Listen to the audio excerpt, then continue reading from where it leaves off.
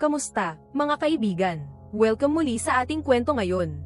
Ang kwento ngayong araw ay hango sa isang tunay na karanasan, isang paglalakbay ng pag-ibig, kultura, at lakas ng loob na pumili ng sariling landas.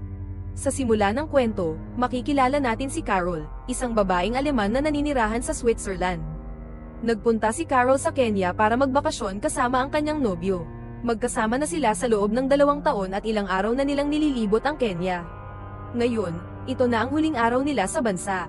Sumakay sila ng ferry at habang nasa biyahe, napansin ni Carol ang isang mandirigmang Masay na ang pangalan ay Renden. Suot niya ang tradisyonal na kasuotan ng kanilang tribo at kasama ang kanyang mga kaibigan. Hindi pa kailanman nakakita si Carol ng isang taong Masay, narinig lang niya sila. Kilala ang mga Masay bilang mga pastol at mandirigma, at naninirahan sila sa mga desyertong bahagi ng Kenya. Pinahahalagahan nila ng husto ang kanilang kultura at tradisyon at may sarili silang mga batas. Hindi maialis ni Carol ang tingin niya kay Renden, at tila tumutugon din ang lalaki sa kanyang mga sulyap. Parang matagal na silang magkakilala, kahit ngayon lang sila nagkita. Nang bumaba si Carol at ang kanyang nobyo mula sa ferry para maghanap ng ibang ruta papuntang bayan, hinarang sila ng mga magnanakaw habang nagtatanong ng direksyon. Nakaligtas sila, at sa pagtakas nila ay nabangga nila si Renden at ang kanyang mga kasama. Nang makita ng mga magnanakaw ang grupo ni Renden, tumakbo ang mga ito palayo. Medyo nalito ang nobyo ni Carol at nagtanong kung dapat ba silang bumalik sa ferry. Nag-alok si Renden na ihatid sila pabalik, at sumama naman sila. Habang naglalakad, palitan ng sulyap at ngiti sina Carol at Renden. Kinagabihan, bumaba na sa ferry sina Carol at ang kanyang nobyo at nagtungo sa istasyon ng bus para bumalik na sa Switzerland. Ngunit na-miss nila ang bus at na-stranded sila. Muling lumitaw si Renden at inalok silang dalhin sa isang hotel. Ayaw sana ng nobyo ni Carol, pero napapayag din siya matapos ang pakiusap ng babae.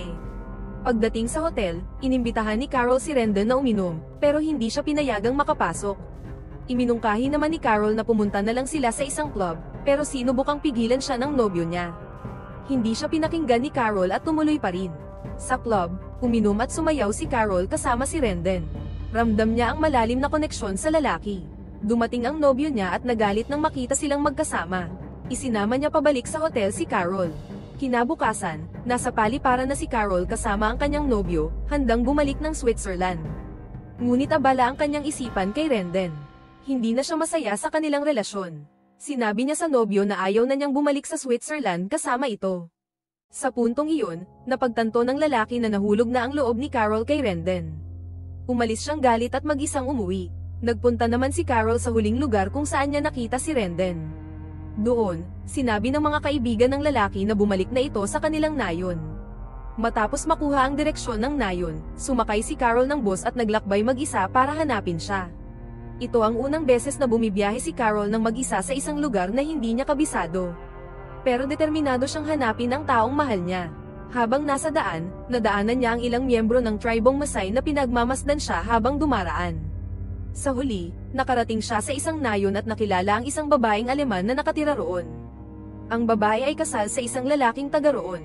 Ikinwento ni Carol ang lahat ng nangyari, at ipinaliwanag ng babae na dahil si Renden ay mula sa tribo ng Masay, maraming pagsubok ang kakaharapin ni Carol. Sa lugar na ito, may mahigpit na patakaran para sa kababaihan, habang malaya ang mga kalalakihan sa maraming bagay.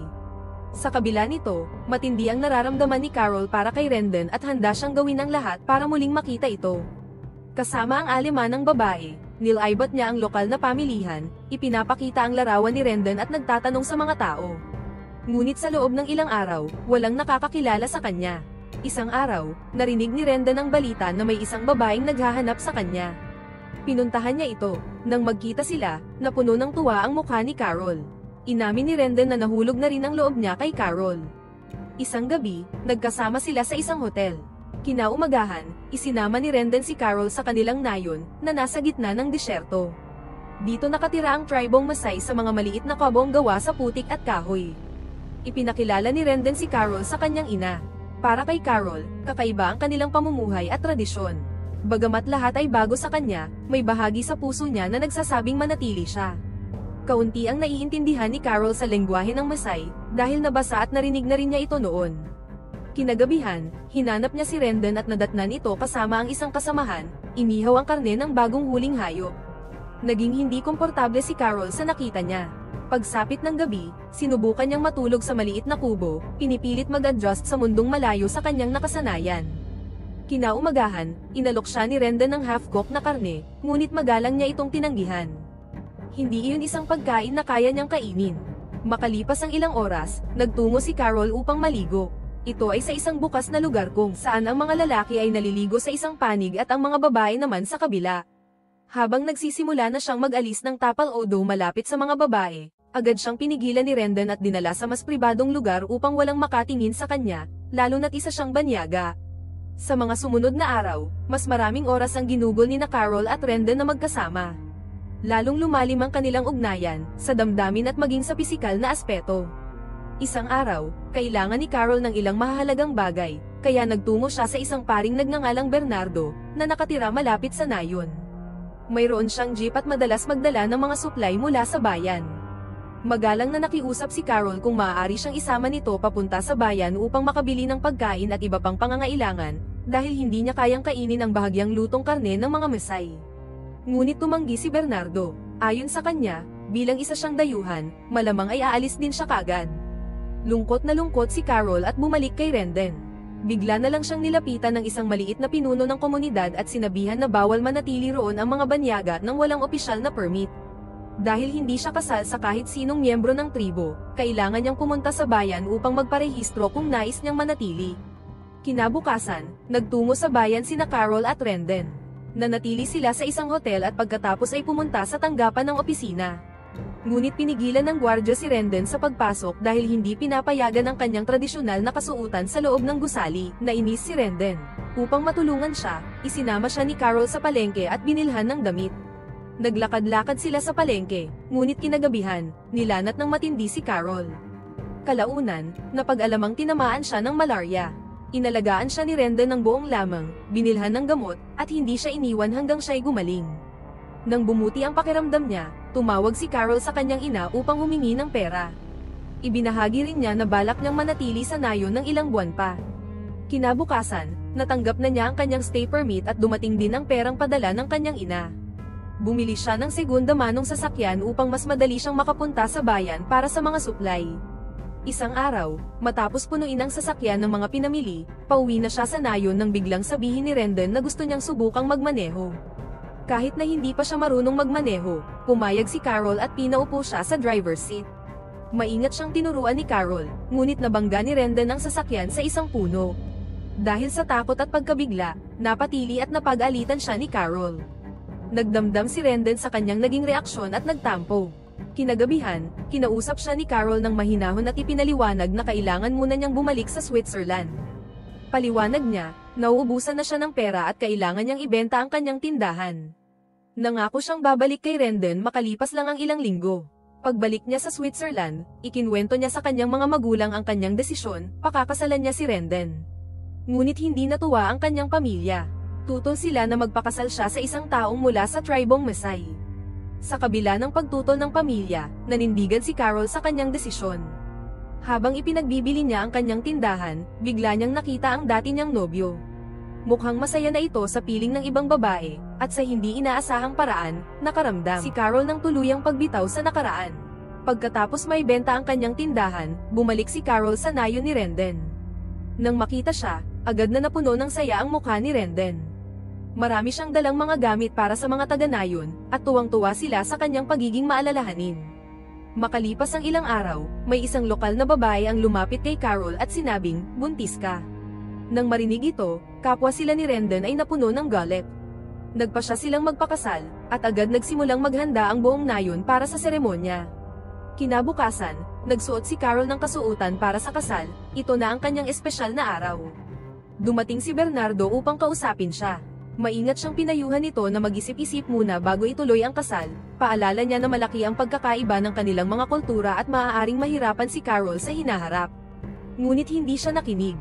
Kinagabihan, ikinasal sina Carol at Renden sa isang engranding pagdiriwang na ginanap ayon sa mga ritual ng Mesay. Kinabukasan, nalaman ni Carol ang isang nakakabagabag na tradisyon sa nayon, ang mga batang babae ay inihahanda sa maagang pag-aasawa. Nabahala siya rito at nakiusap kay Renden na itigil ito. Ngunit ang sagot ni Renden ay, ang mga tradisyon ay kailangang sundin. Dahil sa labis na panghihina at kawalan ng magawa, lumapit si Carol kay Bernardo upang humingi ng tulong, ngunit sinabi rin nito na wala siyang magagawa. Ganon daw talaga ang pamumuhay sa lugar na iyon. Samantala, hirap si Carol sa pagkain. Bilang isang babaeng sanay maging independent, nagpasya siyang magbukas ng maliit na tindahan malapit sa bayan upang suportahan ang sarili. Nang sabihin niya ito kay Rendon, tumutol muna ito at iginiit na dapat ay matutunan niyang makibagay sa buhay sa nayon. Ngunit matatag na sinabi ni Carol na hindi niya kayang kumain ng hilaw o bahagyang lutong karne. Sa huli, pumayag na rin si Rendon. Ilang araw ang lumipas, at sa wakas ay naitayo na ni Carol ang kanyang maliit na tindahan ng grocery sa kalapit na nayon. Gayunpaman, upang makakuha ng tamang lisensya sa negosyo, kinailangan niyang kunin bilang empleyado ang pamangkin ng maliit na pinuno ng tribo ng Maasai. Hindi siya maaasahan, ngunit wala siyang ibang pagpipilian. Sa kabila nito, naging maayos ang takbo ng tindahan.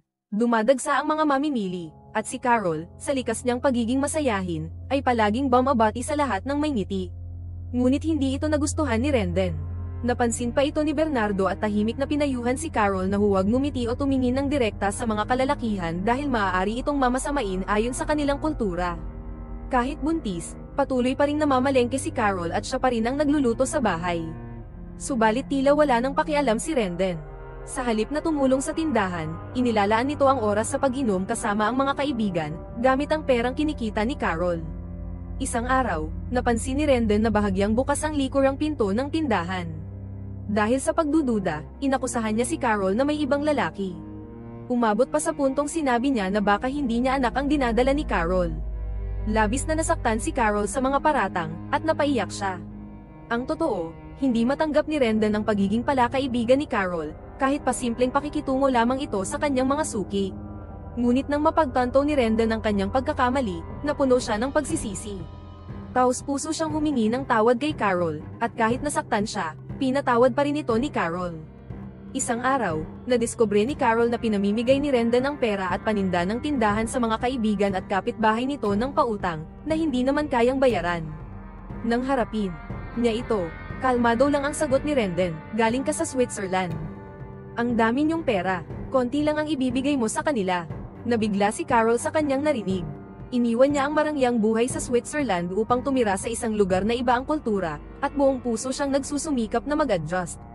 Ngunit sa kabila ng lahat, patuloy pa ring nagdududa si Rendon at hindi nakikita ang kanyang mga sakripisyo. Wasak ang damdamin ni Carol, pero sa kaloob-looban niya, umaasa pa rin siyang darating ang araw na maiintindihan siya ni Rendon. Hanggang isang gabi, nakaranas si Carol ng matinding pananakit ng tiyan. Sinubukan siyang tulungan ng mga kababaihan sa nayon, ngunit naging komplikado ang kanyang panganganak. Dinala siya agad sa ospital, kung saan niya isinilang ang isang magandang sanggol na babae. Nang mabalitaan nito ni Rendon, dumalaw siya kinabukasan. Nang makita ang anak, napuno ng tuwa ang kanyang mukha. Bumalik sila sa nayon bilang isang pamilya at nagsimulang muli. Ilang araw matapos ang panganganak, bumalik si Carol sa tindahan at laking gulat niya nang makita na muli na namang pinamigay ni Rendon ang paninda ng pautang. Halos maubos na ang kanilang ipon. Dahil sa inis, sinimulan niyang kolektahin ang mga utang mula sa mga taga-nayon. Pinaalis din niya ang pamangkin ng mini chief na wala namang ginagawa kundi maglasing buong araw. Kinagabihan, dumating ang pamangkin ng mini chief sa kanilang tahanan, galit na galit at may dalang kutsilyo. Tinangka niya saktan si Carol, ngunit sa tamang oras ay dumating si Rendon at iniligtas siya. Kinabukasan, sinabi ng matandang pinuno ng nayon na kailangang magbigay si Carol ng 2 kambing bilang kabayaran sa pagpapaalis ng pamangkin ng mini chief. Ngunit ang mini chief ay kailangan ding magbayad ng 5 kambing kay Carol bilang kabayaran sa pag-atake sa kanya. Masaya niyang tinanggap ang desisyon, kinuha ang 5 kambing at ibinigay kay Rendon. Subalit nagalit si Rendon. Lalaki ako, hindi ko gagawin ang trabahong pambabae, sabi niya.